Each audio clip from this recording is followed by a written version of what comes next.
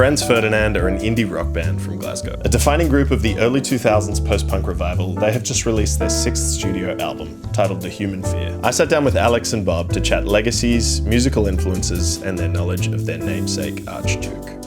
Alex. See you, man. And Bob. Great to see you both. You've both been in Franz Ferdinand since the beginning, 23 years on, and with a handful of lineup changes. How's the band evolved? I don't know, it feels exactly the same and slightly different at the same time, especially when I'm sitting here next to this guy. I don't know, I just get a buzz from doing it. It still feels really good, you know? Yeah, the same. I mean, it still feels like Franz Ferdinand. There's quite a lot of continuation, you know. And it evolved quite slowly as well, you know, like the lineups and stuff. That evolution, is that a sonic one or a cultural one within the band? Or? I think that we sound more like Franz Ferdinand now than we ever have. Okay. Yeah. Cool. It's funny because, like, I think, I know right at the beginning, like every song that we'd try and write, we would try and do something different. But what ends up happening is you end up developing a character, you know, like a personality. And I think as every year has gone by and every song that goes by, even though you do different things, that character, that personality becomes more and more apparent. Describe that character and that personality. I can't describe. That's like describing yourself. It's like going to an interview and saying, "Tell me who you are." It's like that's for other people to work out, isn't it? Oh, cool. I'm serious about that as well. I think it's a mistake to do too much inward gazing.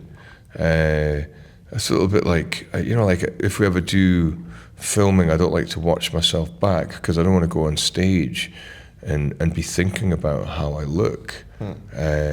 Same with listening back. You know, if you do takes and you listen back to too many vocal takes and things while you're doing it, it messes with your head because it should, like any performance and any creativity should be as unhindered by self-awareness as possible, I think. Congrats on The Human Fear. Thanks, man. It's your 6th record. Tell me about the weight of expectation when you've got such a well-established sound and catalogue behind you. When we were making this, I didn't feel like there was a weight of expectation on us. It felt like the most relaxed process of making an album, as much as since the first record, let's say.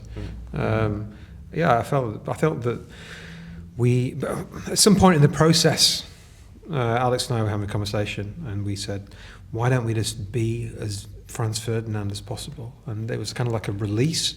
It was like, oh, yeah, okay. And then after that happened, everything just was like so much easier and like more relaxed. And as a result, we ended up doing things that we normally maybe wouldn't have done, you know, because we were comfortable being ourselves. Wow. Describe that sort of liberation. What sort of avenues does that open up? Well, I mean, there's a song on that record called Black Eyelashes, which Alex has Greek heritage, and it's, to our ears, it's the most overtly Greek song we've ever recorded. I don't think we would have recorded that 20 years ago because we would have thought it was too extreme. But when you're just very comfortable in who you are and like, as a band, and then that opens you up to be able to do things like that. I think it's also the kind of song that you wouldn't record if you were too aware of a weight of expectation. I think the best moments on this record were possible because we distanced ourselves from like a weight of expectation.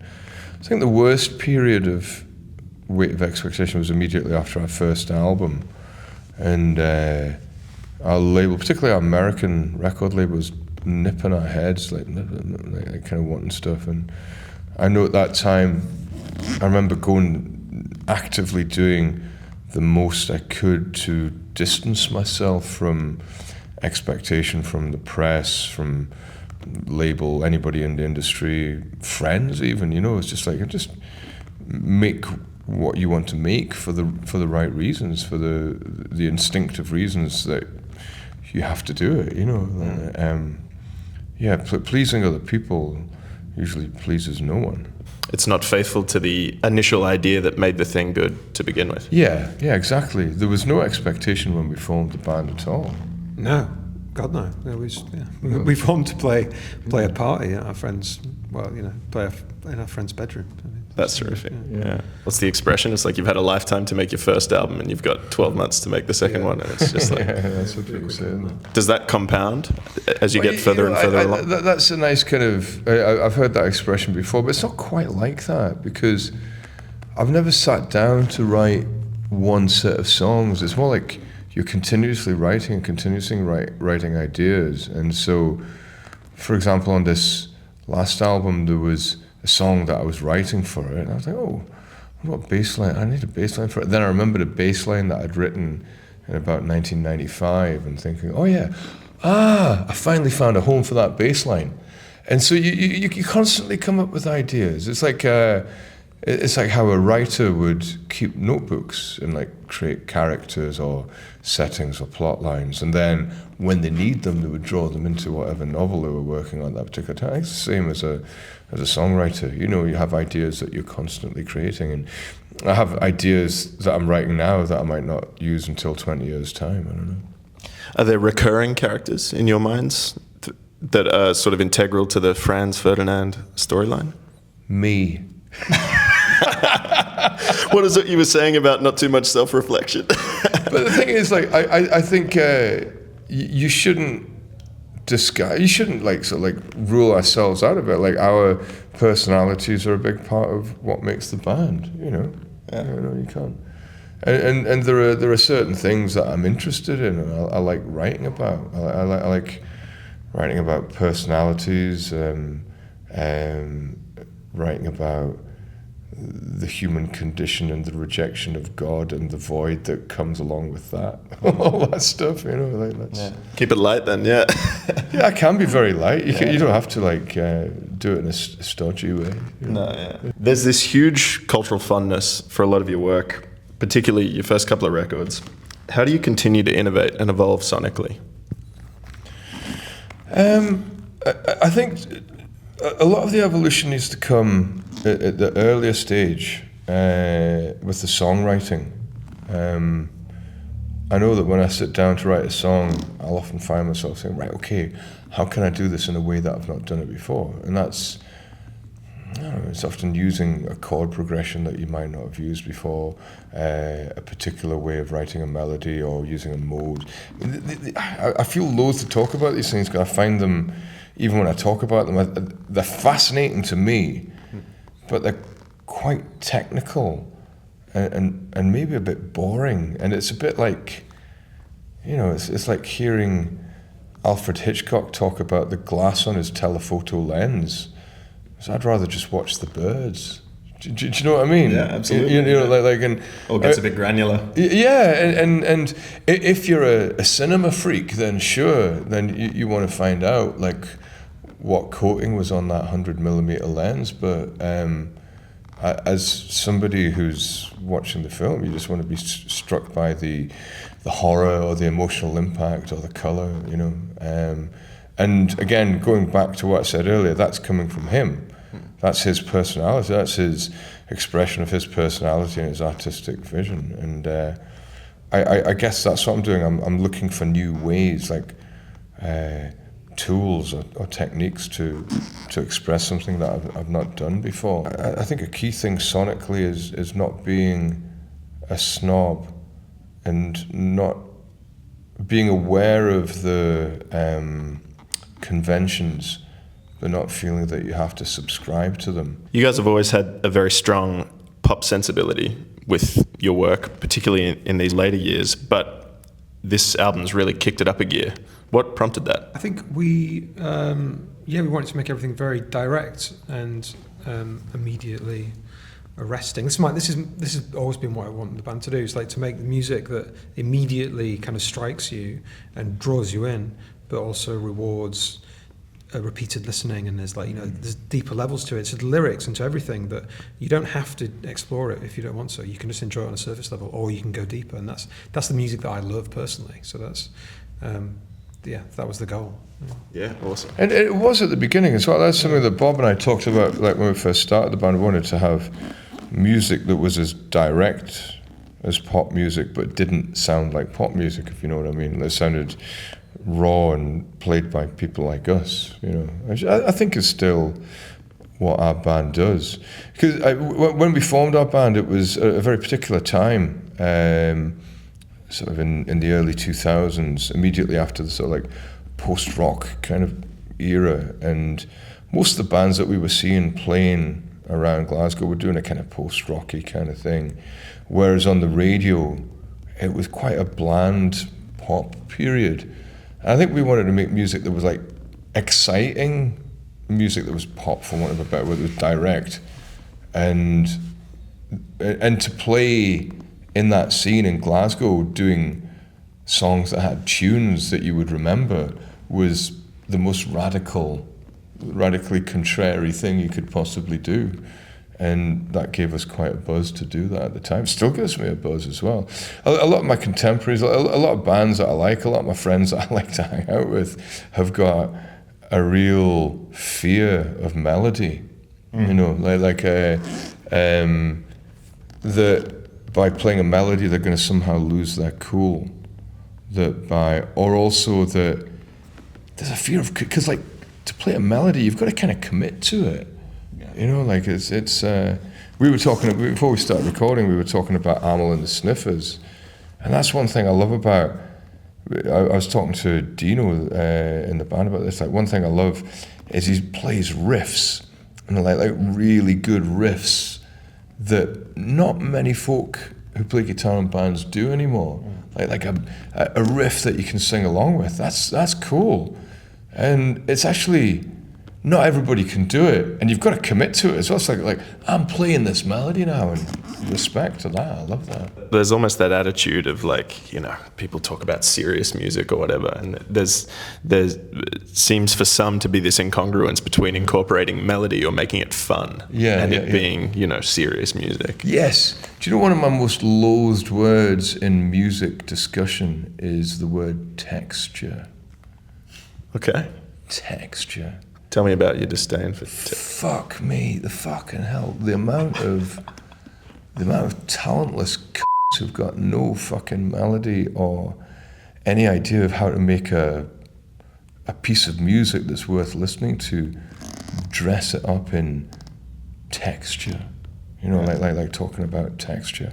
It's like an excuse. Do you know what it is? To me, it's the equivalent of art speak.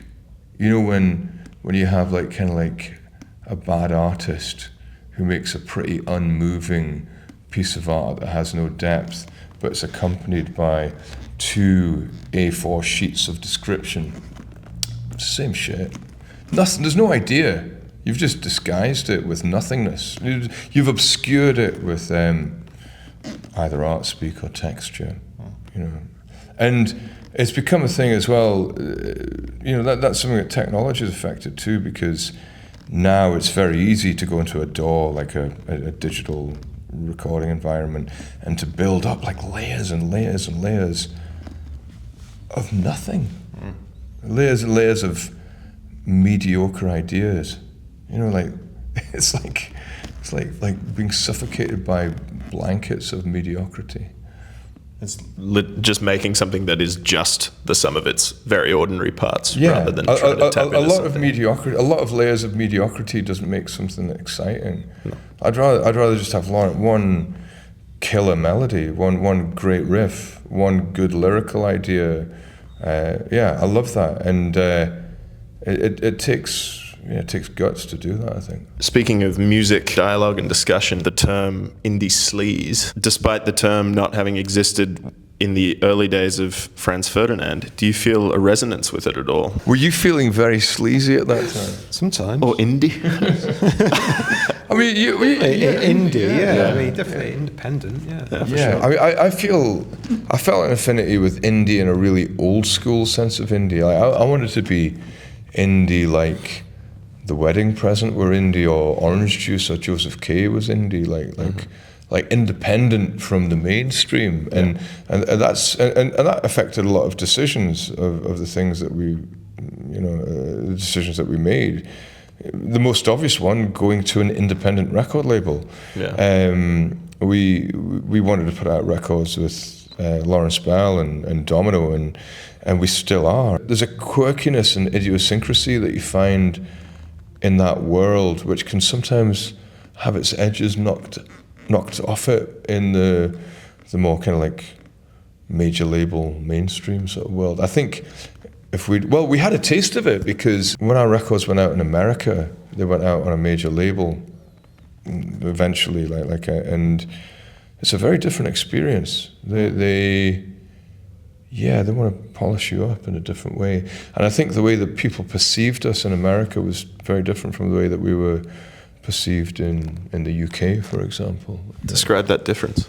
We were perceived as a mainstream band in America and an underground band that accidentally hit the mainstream in the UK.